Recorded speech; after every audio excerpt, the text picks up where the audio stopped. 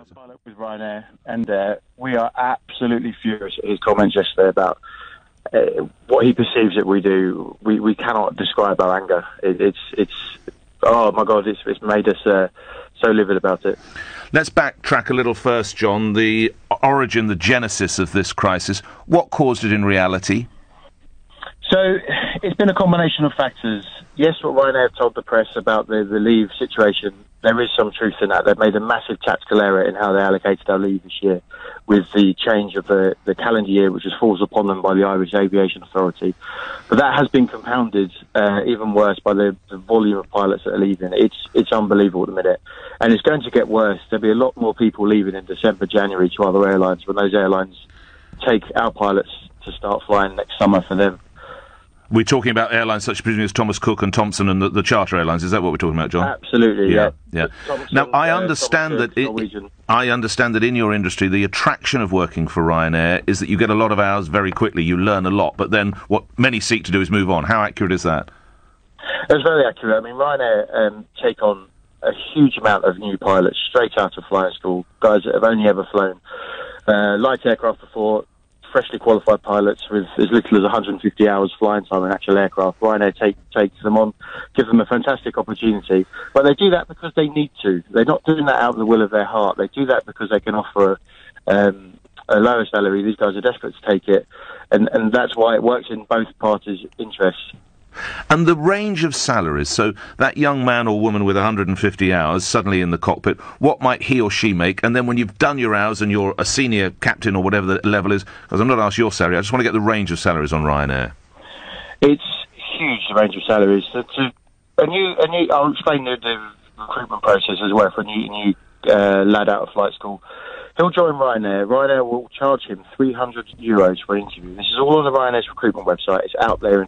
So you have to pay to have an interview with Ryanair to be a pilot? It gets worse than this. You have to pay €300 for the interview. If you're successful, you then have to pay Ryanair €29,500 to be trained on the Ryanair aircraft. Following that, you then get given a 0-hour contract via an agency. You have to become self-employed, set up an Irish limited company. You have a 0-hour contract. Much like people seem to think 0-hour contracts are just a cancer amongst low-paid work. It's spreading. It's really bad. How do you find that 29,500? That's taken off your future earnings, is it, or you actually have to write a cheque? No, you pay up front there. So you need probably mum or dad to find the cash in reality. Absolutely, it's banks for mum and dad. People are remortgaging the houses, asking their wives inheritances. It's shocking. Okay, so then you're in, and what are you going to be making? That lad or young woman, she's going to be making what, do you imagine, when they start? So, after they start their job, it'll be about 6 months before they get a penny from Ryanair. They have to go through their training, all at their own cost, no salary during training. They have to accommodate themselves. You're either trained in East Midlands or Amsterdam. You have to find your own accommodation, halls, food, etc. People living in digs. After 6 months, they'll then, when they start flying their first passengers online, they'll be paid €20 an hour. €20. So typically, what are you going to make a month or a week or a year? What would you? That first co-pilot will, in his first few months on the line, will be making about €1,500 a month. 1,500. It will then go up as your career progresses, but this is the problem. This is the anger that pilots are having now. What's the ceiling for a Ryanair pilot, roughly? It's the Ryanair body of pilots and cabin crew are coming together. There's a momentum building like we've never ever seen before via Facebook and social media, which Michael O'Leary has never had to deal with before. He's always been able to divide and conquer all the networks around Europe. But now we've come together, and there's meetings across every UK base last night amongst pilots. Some were lucky enough to be attended by BALPA to offer not British Airline Pilots Association. Just to remind the listeners, That's right. Not to unionise us at all, not in any way. We don't want that message to get to the company, but it was... What do you want? Advice and guidance. We'd like respect, we'd like legitimate contracts. We don't want to be contractors on 0-hour contracts. We don't want to have to pay for our hotels down route when they send us down routes. Sorry, you have to pay for your own hotels? Yeah. And then you charge them back on expenses? Yeah, which we charge back expenses. The company doesn't pay the expenses. We're told to put them onto our tax bill, so we don't pay tax on that loss of earnings. So in effect, governments around Europe are funding Ryanair via this scheme of employment that he does. And is it right you have to pay, I've read that pilots, and all staff actually, you buy your own water and you don't even get like a staff discount for water on board a Ryanair flight? Right. Absolutely. In the UK, you can't take any liquids through security. We have to take extra bottles through security and fill them up in our crew rooms. If he makes us work an extra 2 flights and we haven't taken water or food for it, well, that's our problem. So we don't get any food, no water, no coffee, nothing at all.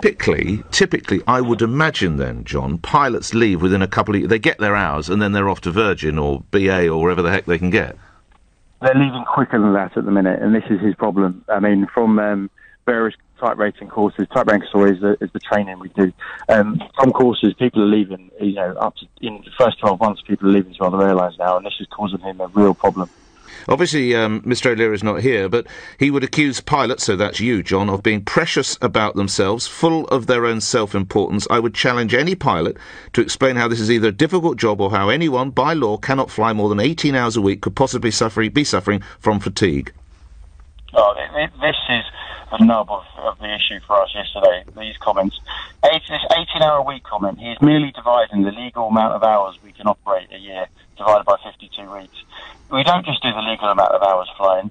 That's not including turnarounds, including the time pre-flight, which he gives us 45 minutes unpaid, I might add, before the flight, where we have to plan, check the maps, the routes, the weather, etc.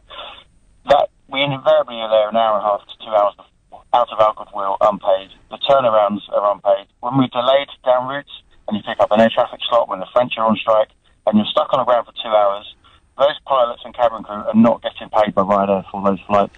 Oh, God. So not only are the passengers grumpy, but in fairness, the crew's not doing particularly well out of it either. Absolutely. And this is our massive frustration. It's that passengers vent it out on us. You didn't frankly have the balls to put country before party.